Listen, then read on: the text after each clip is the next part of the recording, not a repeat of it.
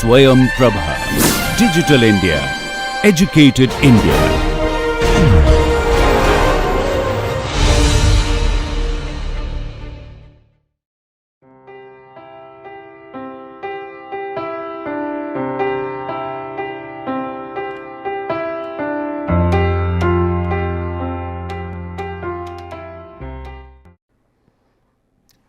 So, welcome to the second week lecture. Now, we are going to discuss here this lecture, that is lecture 6, is that how we can understand things related to performance planning.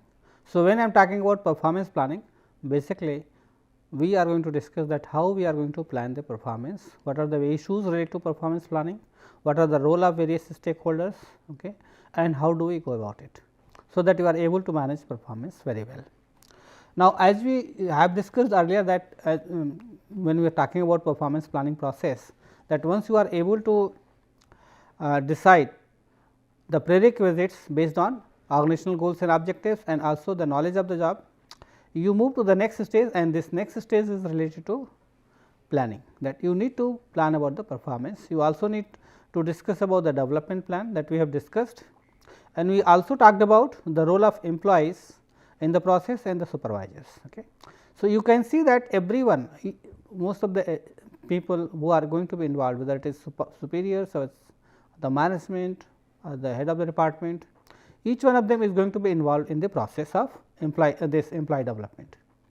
Now, what we are going to discuss is that what role they have in performance planning. So, first we will try to understand what is performance planning, then we will discuss the role of stakeholders, and then we will talk about some of the issues related to performance planning. So, if you remember the performance management process, it is the first step in the performance management. So, performance planning is the first stage, right. Now, when you are going to plan about the performance, basically the idea is that you have to see that how you are going to do a job, right, and what you are going to do. So, once you decide about what is to be done and how it is to be done, so that you and your supervisor understand each other expectations, and it is a part of the performance planning process. So, when you are going to plan the performance, you should know what is expected from you as a subordinate by the supervisor, and supervisor also communicates its expectations to the subordinate, and not only that, but he also communicates what is expected and how the job will be done. Okay. So, this is a part of the performance planning, and it starts with the organization, then you move to the unit, and then to the individual. So, the line is from the organization to unit, and then from unit to the employees, right. So, now if you look at this, who are involved in this process? Okay. So, you can see three major stakeholders: the HR department, okay, supervisors of that particular person, subordinates, that is the staff, and also the head of the department. So, you can see all three are going to be involved in the triangular relationship, and that is supported by the head of the department. So, suppose you are going to plan the performance of a recruitment manager or and say welfare officer in the HR department.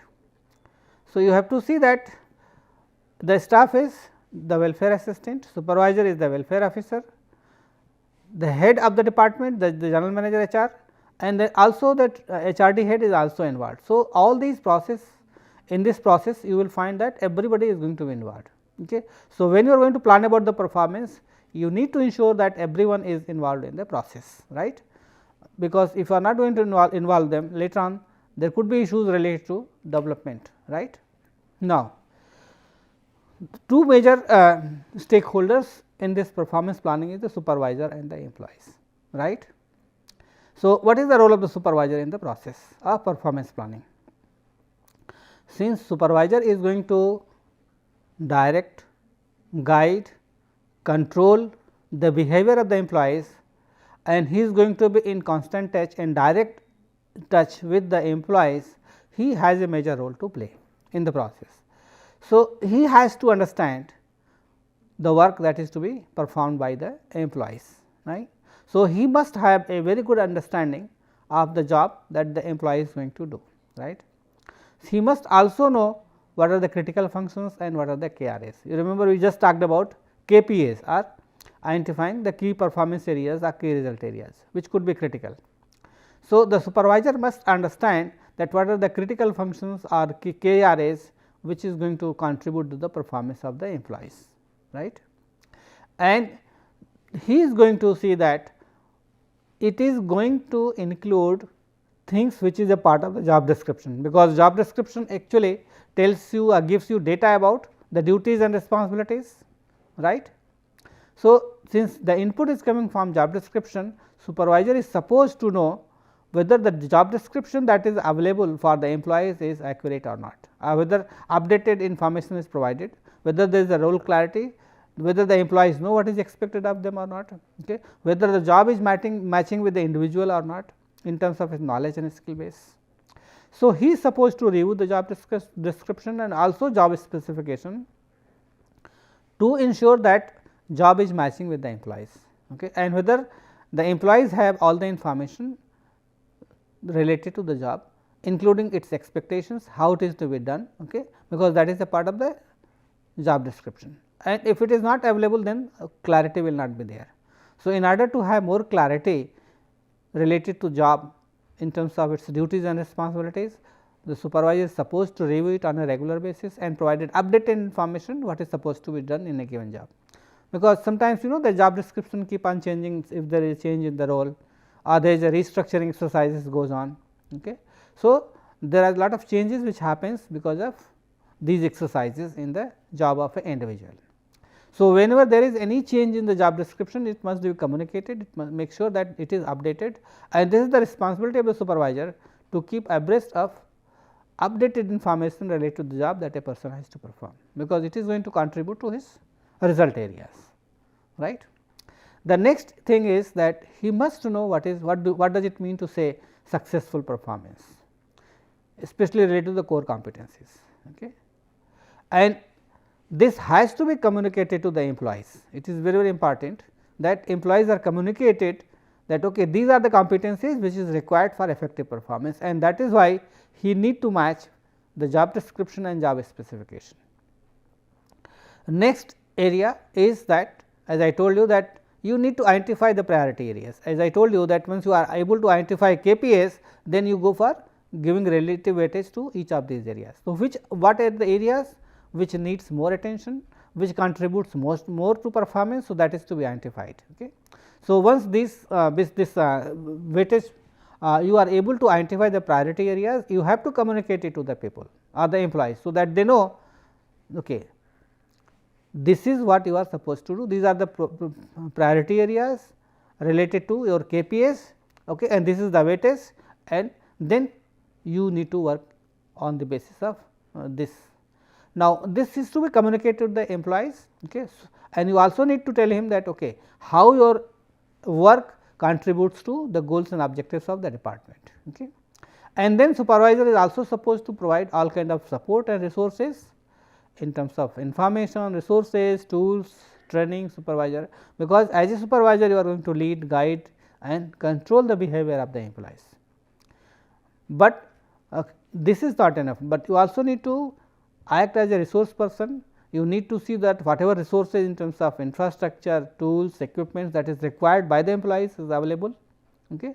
So, you are supposed to provide all the support which is required to facilitate effective performance from the employees. So, now you can see that supervisor has a big role. So, they must understand what are the KPAs which are critical, right, whether the job description, job specification is matching or not, what are the areas which is important, how it is contributing to group performance or the unit performance, okay, and then they are supposed to provide all the needed support to the employees, so that he is able to perform well. Now, it is not only the responsibility of the supervisor. Similarly, you can see that employees are also a stakeholder in the process, because ultimately the job is to be performed by the employees. So, they must also understand what are the duties and responsibilities in terms of the critical functions and the key tasks that they have to perform, right. For example, I had taken the example of HR manager or a faculty, and we identified the critical functions, and for each of these critical functions what are the key activities that they have to do. So, this must be understood by the employees as well, because unless employees understand it, they will not be able to contribute to the performance. So, it is important that they have a good understanding of what they are going to do, right. Then whatever job description is given to them, they should cross check it with the managers to ensure that it is accurate and it is updated. So, the responsibility of providing an accurate job description and information is of supervisor, but cross checking it with the manager helps the employee to understand and clarify, okay, this is what I am supposed to do as a part of my job, right. And they should also understand what does it mean to say successful performance. Okay. So, that they know, okay, if they are going to do these things using these competencies, it would contribute to their performance. Okay. So, they must also understand, as should be communicated, that how their work is contributing to organizational performance, because it also gives them a sense of pride, and they would be happy by knowing that, okay, in what way their contribution is helping the organization to grow and develop through the departments, right. And if they are having any issues, any problems, they must ask questions to their supervisor, because it is the responsibility of the supervisor to provide all kind of support. Okay. So, whenever they need any support, they must ask for it. If there is any issue, if there is something that is not clear to them in terms of roles and responsibilities, in terms of tasks, in terms of targets, okay, then they must go to the supervisor and ask these questions, that how it is to be done. Okay. And that would probably help them to be committed to the job that they are going to do. Okay. So, they must get engaged with the job in a proper way, and if they are understanding all these issues, probably it would help them to contribute to the job and also the results.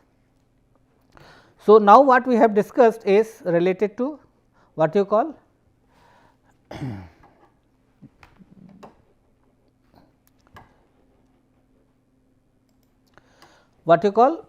the role of the supervisor and the employees in the process. Now, what we are going to discuss is that when you are going to plan for effective performance, what does it mean? It means that you are going to use a very standard structured process to achieve the desired level of performance for both the individuals or the team, depending upon whether you are going to plan it for individual or whether you are going to plan it for the team, right.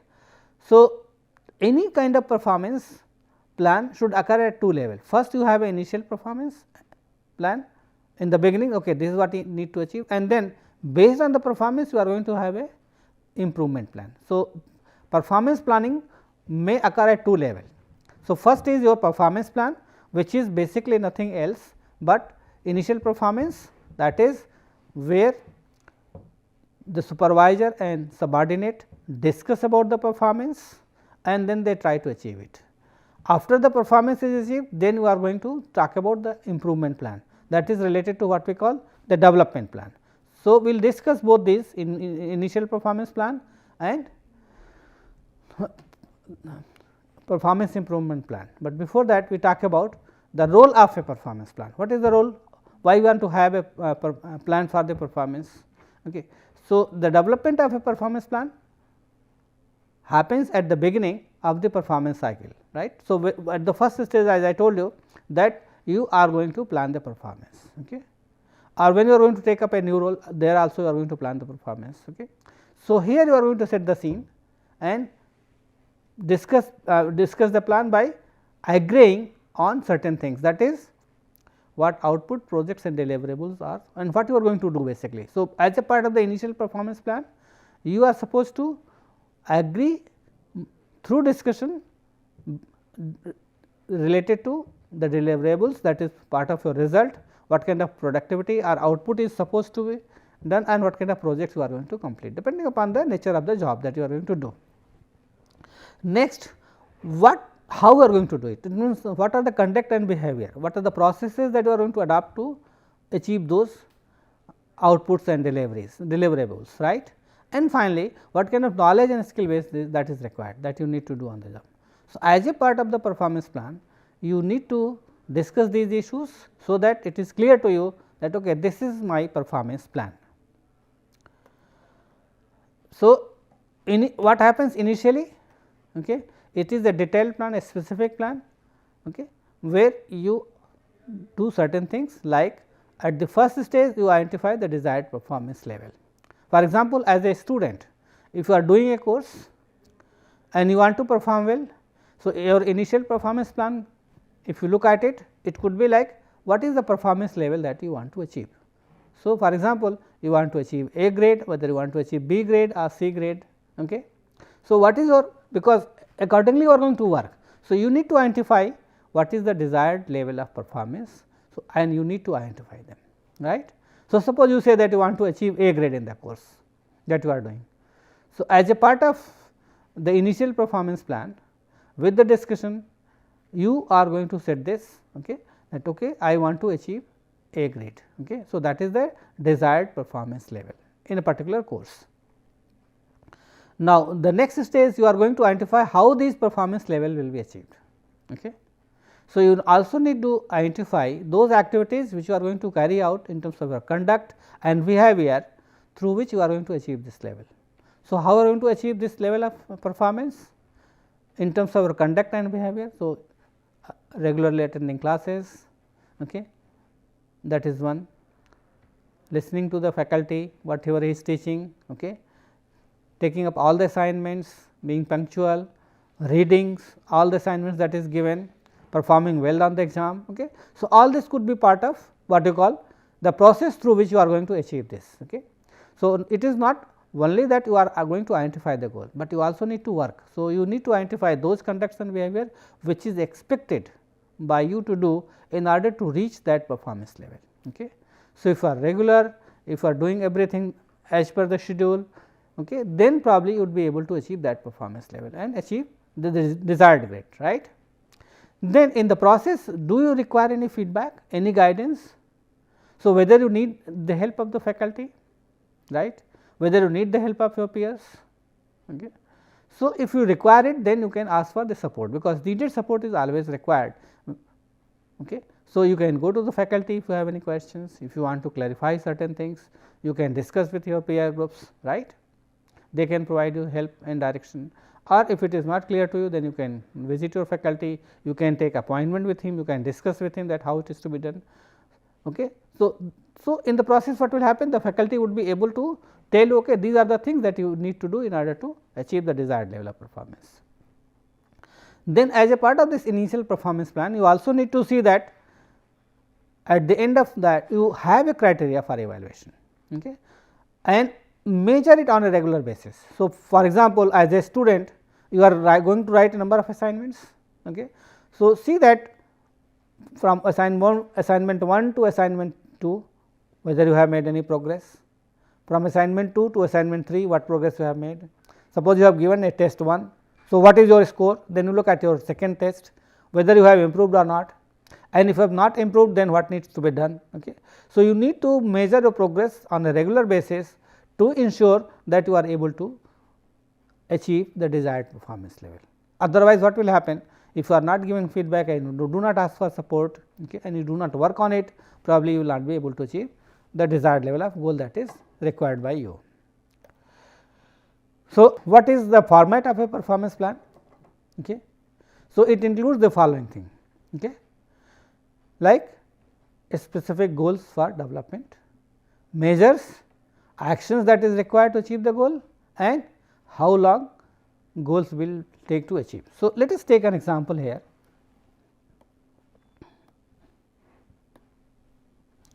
So, suppose you are going to have a format for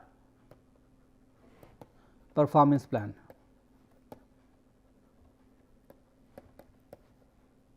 Okay. So, first you have a goal. Okay. Suppose for a student you say that you want to achieve a grade. Okay. Then you identify the behaviors, okay, like being regular in the class, assignments, projects, reading that is required. So, all these activities as a part of your behavior that you are going to do, right.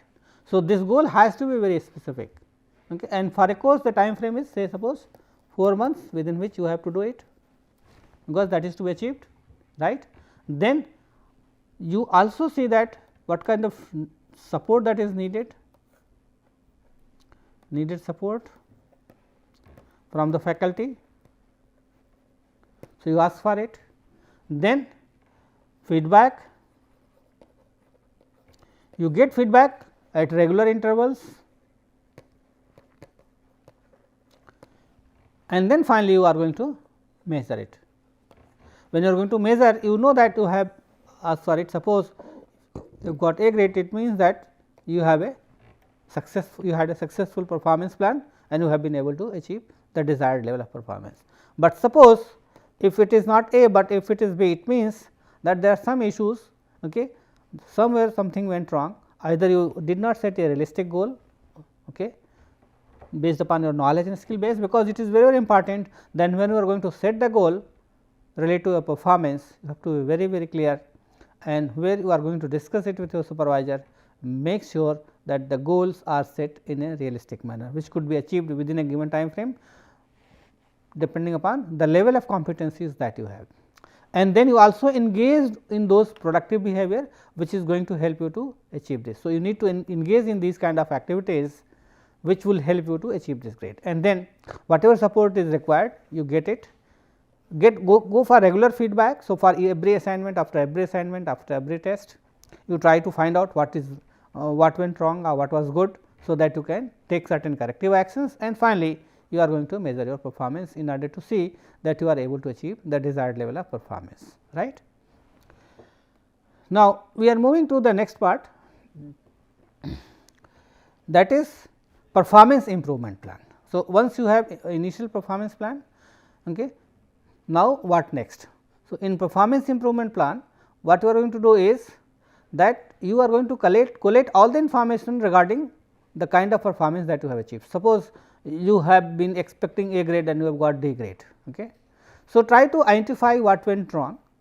So, collect all the information related to this poor performance, like getting feedback, say for an employee it could from the customer complaints, okay, or for a quality engineers, say production manager, what is the error rates. Okay.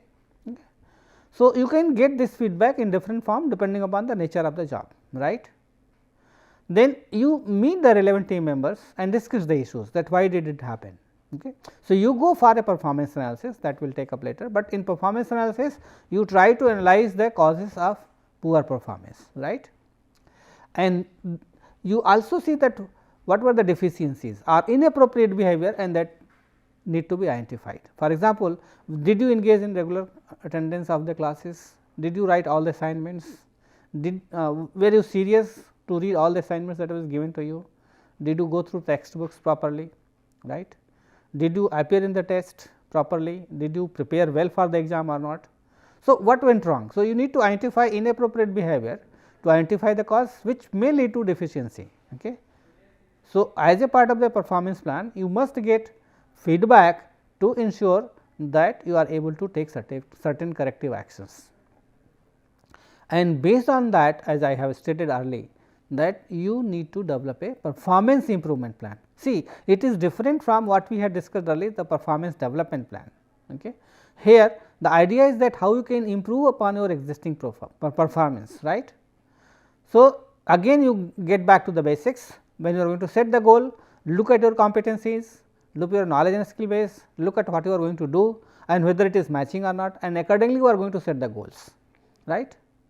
And then you see that what is supposed to be done by you as well as your manager, okay, in terms of achieving those goals and targets, what kind of competencies would be required. If it is not there, then whether you need some interventions in terms of learning and development for improving your behavior and performance, so that you could meet the performance expectations, right. So, it is also a part of what you call the performance improvement plan. So, it is going to provide an outline of what is required by both the individual and the manager in the next cycle, so that you are able to improve the performance, right.